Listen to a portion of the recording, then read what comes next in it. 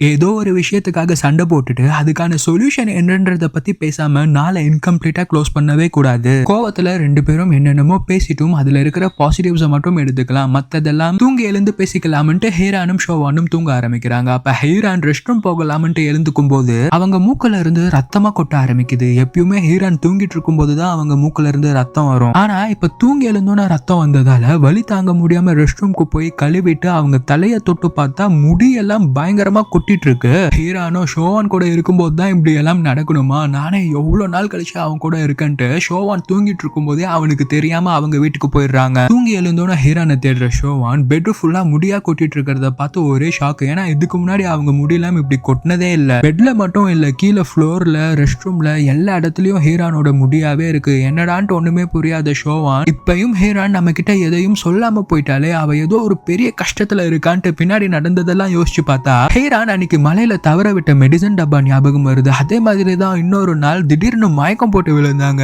இன்னொரு நாள் அவங்க ஜுரத்துல தவிச்சிட்டு இருக்கும் போது ஹாஸ்பிட்டல் கூப்பிட்டு போனா அங்க டாக்டர் சொன்ன டெஸ்ட் எல்லாம் எடுக்கவே கூடாதுன்ட்டு ஒத்த கால நின்னுட்டு இருந்தாங்க. அன்னைக்கு ஹாஸ்பிட்டல்ல இருந்து வீட்டுக்கு போகும்போது நீ எப்பயும் என் கூடவே இரு ஷோவான், எனக்கு எதுவுமே ஆகாதுன்னு சொல்லி தூங்குவாங்க. அதையெல்லாம் நினைச்சு ஷோவான் செம்மையா அழுது சரி ஹீரானுக்கு என்னதான் ஆச்சுன்ட்டு தெரிஞ்சுக்கலாம்ட்டு அவனோட அங்கிள் கிட்ட வந்து என்கிட்ட மறைக்காம ஹீரானுக்கு என்ன ஆச்சுன்ட்டு சொல்லுங்கன்னு கேட்டா ஆமா ஹீரானுக்கு கேன்சர்ன்ட்டு சொல்லிடுறாரு. ஹீரானோட அப்பாக்கும் அதே நோய் தான். என்னோட க்ளோஸ் ஃப்ரெண்ட் அவனே வலி தாங்க முடியாம செல்ஃப் ஹார்ம் பண்ணி போயிட்டான். ஆனா இந்த சின்ன பொண்ணு அவ்வளவு வலியும் தாங்கிட்டு இன்னும் ஃபைட் பண்ணிட்டு இருக்கா. எதுக்காக? அவளோட அம்மாக்காக ஒரு பக்கம்னா உனக்காகவும் தான். ஹீரான் சின்ன வயசுல இருந்து சந்தோஷமா சிரிச்சு நான் பார்த்ததே இல்லை. ஆனா அவன் கூட இருக்கும்போது அவ சந்தோஷமா சிரிச்சிட்டு இருந்தா. நானே அதை என் கண் கூட 2-3 தடவை பார்த்திருக்கேன். இந்த டைம் தான் நீ அவ கூட இருக்கணும் தம்பின்றாரு. ஹீரான் தான் இதை பத்தி உன்கிட்டயும் உன்னை பத்தி அவளோட அம்மா கிட்டயும் சொல்லக்கூடாதுன்ட்டு சத்தியம் வாங்கிட்டான்ட்டு சொல்றாரு. உடனே ஷோவான் வீட்டுக்கு வந்துட்டோன்னு அவங்க அம்மாக்கு கால் பண்ணி உங்களுக்கு இதை பத்திலாம் ஏற்கனவே தெரியுமா தெரியாதான்ட்டு எனக்கு தெரியல, நான் உங்ககிட்ட ஒண்ணு ரெக்வெஸ்டா கேட்கிறேன். ஹீரான நம்மளை விட்டும் இந்த உலகத்தை விட்டும் அவ்வளவு ஈஸியா நான் போக விட்டுற மாட்டேன். ஹீரான் அவங்க மாஸ்டர்ஸ் முடிச்சிட்டோன்னா நீங்க யூஎஸ்க்கு ட்ரீட்மெண்ட் கூட்டிட்டு போறதா அவ அங்கிள் சொன்னாரு. ஆனா அதுக்கு முன்னாடி நான் ஹீரானை கல்யாணம் பண்ணிக்கிறேன். ஹீரான் ட்ரீட்மெண்ட்ல நம்மளை விட்டுலாம் போயிடக்கூடாது, அவ எனக்காக திரும்பி வரணும், எனக்கு கல்யாணம் பண்ணிட்டா திரும்பி அவ எனக்காக வருவா அப்படின்ட்டு அழுதுட்டே கேட்டா ஹீரானோட அம்மா இதை கேட்க உனக்கு இவ்வளவு நாள் ஆச்சாப்பா, ஹீரானை கல்யாணம் பண்ணிக்கோ, அவளை நம்மளை விட்டு போக விட்டுறாதுன்னு சொல்லி காலை கட் பண்ணிடுறாங்க. என்னடா அது கல்யாணம் பண்ணா கேன்சர் சரியாகிடுமான்னு யோசிக்காதீங்க.